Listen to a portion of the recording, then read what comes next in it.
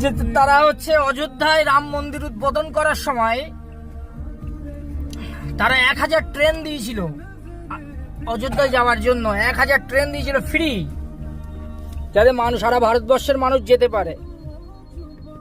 আর বাংলায় এত সুন্দর একটা জগন্নাথ মন্দির, সেখানে আসার জন্য পাবলিক যাতে না আসতে পারে তার জন্য 26 তারিখ থেকে 4 তারিখ অবধি, 4 তারিখ না 3 তারিখ অবধি টোটাল ট্রেনটাকেই বাতিল করে দেওয়া হয়েছে, যেন মানুষ না আসতে পারে। তারা মনের মধ্যে তাদের এতটা নোংরা, তারা হিন্দু হিন্দু ভাই ভাই করে।